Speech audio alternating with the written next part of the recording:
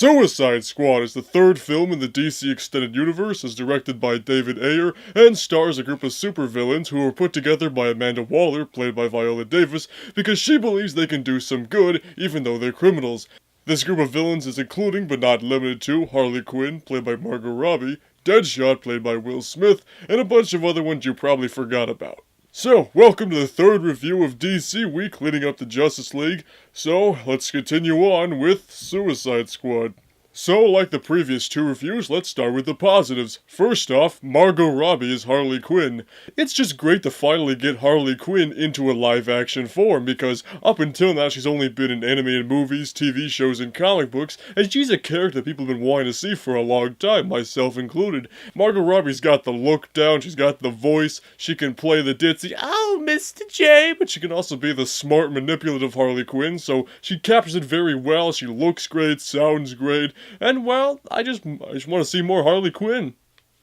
So let's hope we see plenty more of her in the future. There's like 800 Harley Quinn related movies in development right now, so one of those has to pull through. Will Smith plays Deadshot in this movie, and basically, whenever you add Will Smith into your movie, it automatically gets better. There's no negotiating that. So, Will Smith does his Will Smith thing in this movie and brings the deadliest assassin in the DC universe to life, and well, he's just really entertaining to watch.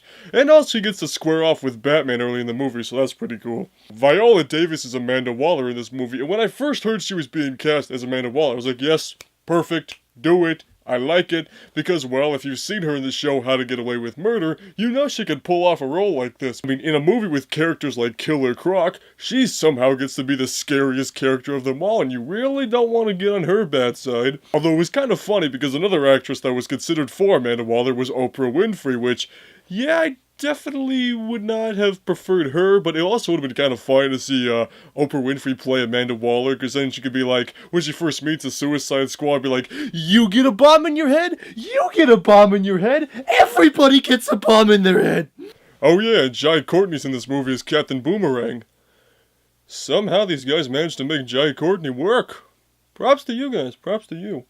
Also, I think the Suicide Squad album was pretty good. Got a lot of really good songs in there, some original ones, some cover songs. It's just a really entertaining soundtrack. I definitely recommend checking it out if you got a few minutes. Before we get into the negatives, let's talk about a gray area for me, and that's Jared Leto's Joker.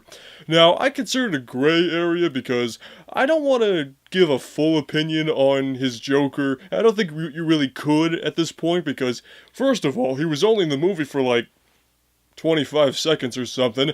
I mean, we haven't even seen this guy square off with Batman yet. So how can we critique a Joker without that aspect there? Well, I'm gonna give it a try. So as far as his tattoos are concerned, the tattoos didn't really bother me so much. You know, I really like the one that's on his mouth where he's got the smiley face. I thought that was cool. You know, I don't really mind for the damaged tattoo on his forehead or, you know, we don't see the ones on his chest too much, so I don't know, it doesn't bother me. Everyone's got their own idea of how the Joker looks, and quite frankly, I think it was kind of nice to see something a little different this time around, you know. He's got the grill, he dresses a little bit differently.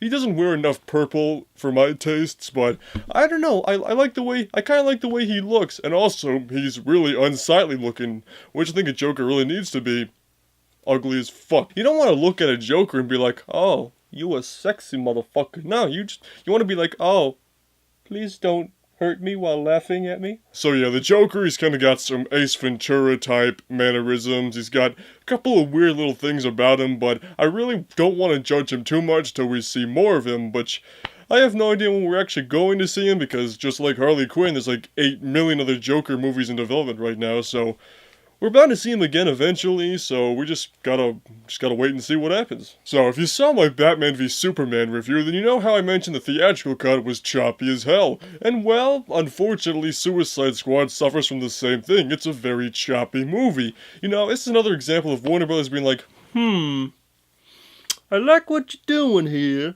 but you're gonna need to cut down 99% of it. Alright, thank you, alright.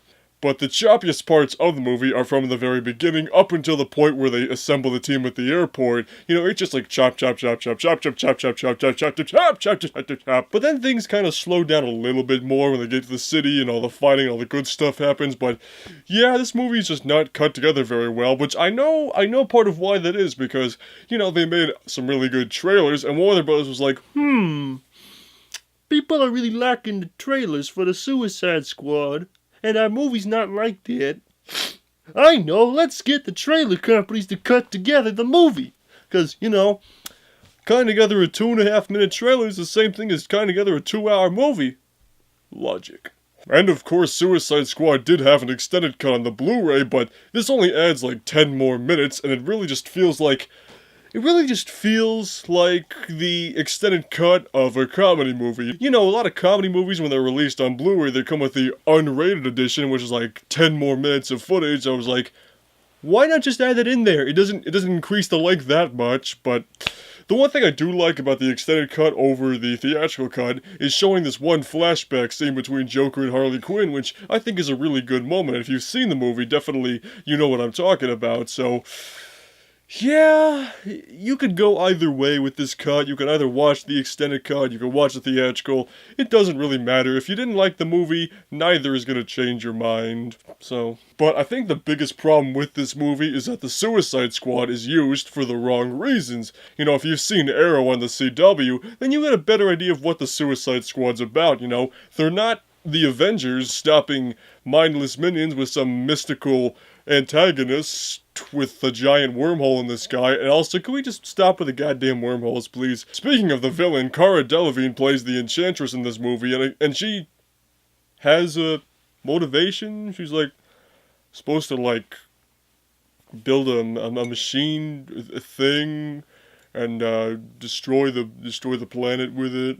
And she pulled her brother out of a jar, and they're going around the city, and there's just a swirling ring of trash in the sky, and yeah, the villain's totally not lazily written at all.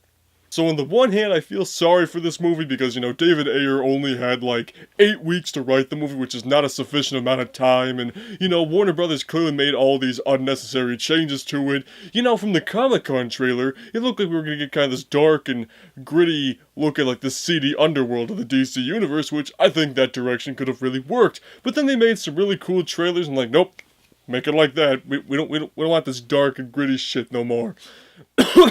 But at the same time, this movie's part of the popular culture now. I mean, look at how many people dressed up as Harley Quinn for Halloween last year. I mean, people still have the posters. I mean, hell, look, I got a Suicide Squad poster back there just because it's really cool, so. And also, this movie won an Oscar for its hair and makeup, so. All in all, Suicide Squad's an even bigger mixed bag than Batman v Superman. It doesn't hold up well after multiple viewings. There's some good things about it, but there's more and more bad things that get revealed with more and more showings, so the bad kind of begins to outweigh the good. But I think as long as we can take the good out, like, you know, Harley Quinn, Deadshot, and put them in even better movies, then I think this is excusable. So, those are my thoughts on Suicide Squad. If you haven't seen the movie, well, I think like Batman v Superman, you should watch it at least one time in your life. You know, maybe get some friends together, you know, watch the movie, stream it, whatever. You might find some enjoyment out of it if you're totally detached from all the drama and all that. But if you never liked the movie to begin with, watching it again's never going to change your mind. But anyway, if you have seen the movie, throw a down below, and we'll see you on the questionable side.